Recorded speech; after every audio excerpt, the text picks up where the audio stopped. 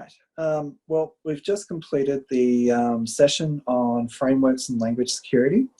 We had a really good session. We had 7 attendees. We are thinking about a whole bunch of really fruitful discussions and things that can be working that are cross-platform, cross-language.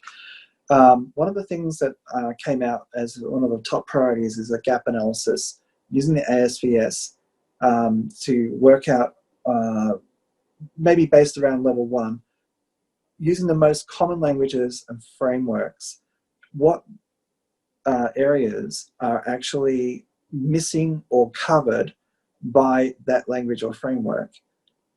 Then distill that into a CTO analysis so people can choose the language and frameworks on a impartial basis so that we end up with better frameworks being chosen, but also then provide a developer focus on how to address the gaps that have been identified, because there's no point in actually having a gap analysis and then no solutions. Second outcome is to actually work directly with Stack Overflow, either directly answering questions that have been posed, or alternatively, I'm going to reach out to Stack Overflow and see if there's a way that we as OWASP can contribute to Stack Overflow so that when keywords are typed in, our potential awareness pieces or solutions could also be presented with the answers from the community. The third outcome is to work with testing and developer conferences to spread awareness of building and defensive content rather than offensive content, and make sure it's relevant and making sure it focuses on an everyday, day-on-day issues rather than esoteric, lesser known issues. I mean, there's a place for that, but it's not necessarily at one of these conferences.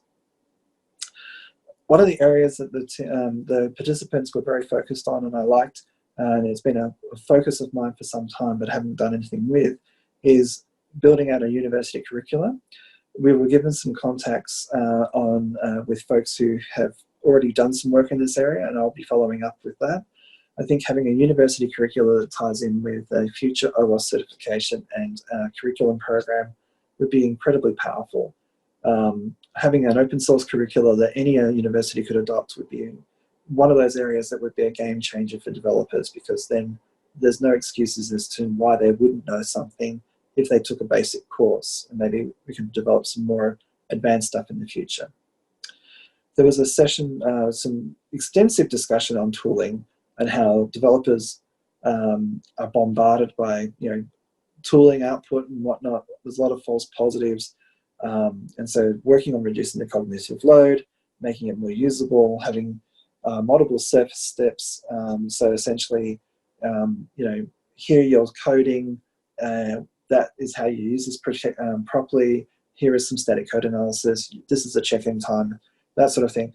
I've asked people to contribute to the session that we've got this afternoon with Dan Cuthbert and myself on tooling, because I think there's going to be a more fruitful discussion like OWASP, what are the tools that are missing in the DevSecOps pipeline. I think this is an incredibly important area, particularly around reducing the cognitive load. I know that with classic static code analysis tools, they produce thousands and thousands of false positives, or at least items that need to be checked off, and it overwhelms developers. Some other things that we discussed are essentially being ahead of the curve, and we could think about doing stuff like this, like memory security, hyperthreading security, concurrency, but with less priority.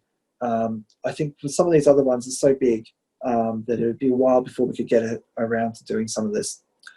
And then a shared responsibility discussion with platforms. Some of those things where developers themselves should never have to think about this stuff, but the shared responsibility of the platforms is that when you deploy something, the infrastructure and underlying containerization or virtualization platforms are secure. That's an area that is so niche that maybe we don't even prioritize it out of an outcome of this particular session, but it is one that we've discussed, and if anyone's interested, we can certainly come back and discuss it. So there's the outcomes for this session.